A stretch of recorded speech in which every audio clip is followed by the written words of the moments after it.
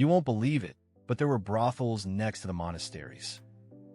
This is not fiction, but a historical fact preserved in chronicles and city records.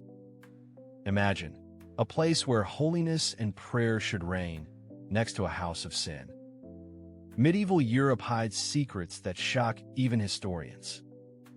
The statutes of monasteries and city archives show that the clergy not only knew about such establishments, but sometimes supported their existence.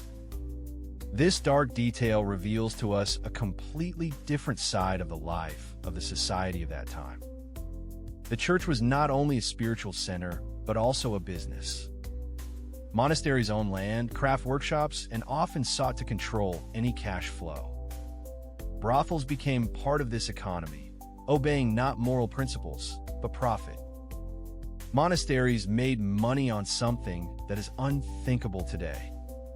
They charged rent for the premises where brothels were opened. Thus, even sin turned into a source of income for holy monasteries. In some cities, priests owned brothels.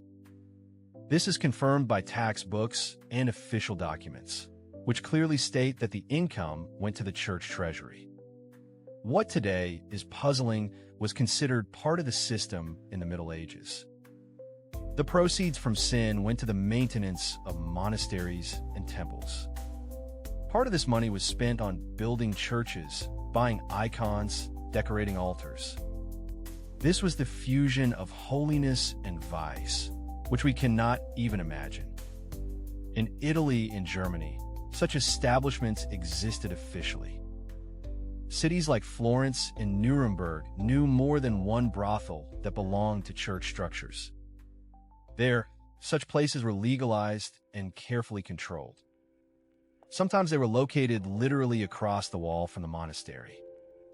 Strict monks heard the sounds of fun and noisy nights coming from very close by. This proximity reflects a strange interweaving of the spiritual and the physical. The monks explained this by caring for the worldly needs of parishioners. They argued that sin could not be eradicated, so it was better to keep it under control. In this way, moral standards turned into a convenient excuse. The church preferred to control sin rather than eradicate it.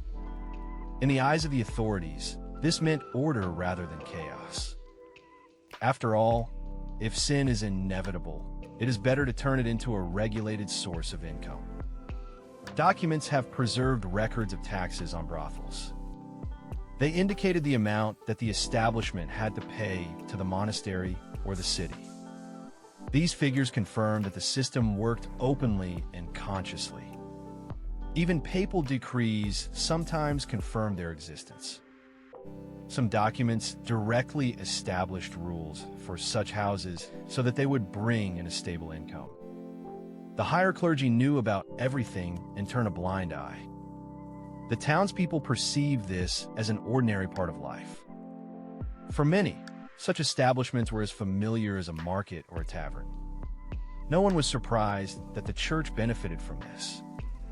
But there were also protests, accusations of a decline in morals. Urban moralists and preachers were especially outraged, seeing this as a threat to spirituality. Their voices were loud, but they rarely changed anything. Some monks themselves became regulars at these places. There are stories of them secretly visiting houses that they officially controlled. Thus, vice consumed even those who were supposed to remain pure. Over time, the Reformation revealed the scale of such practices. Luther and other reformers cited these examples as evidence of the fall of the Catholic Church. Their words shocked Europe and became the beginning of great changes. History has shown that holiness and sin lived side by side. Faith coexisted with vice, and the boundaries between them were blurred.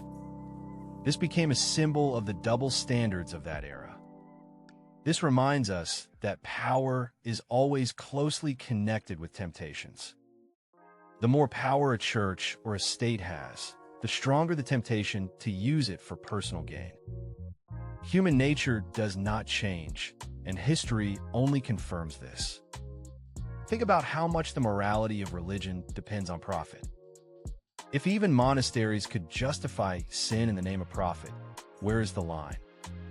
This question remains open today. Subscribe, like, and share your opinion in the comments. Your participation helps us raise new topics and reveal hidden pages of history. Let's search for the truth together, no matter how inconvenient it may be.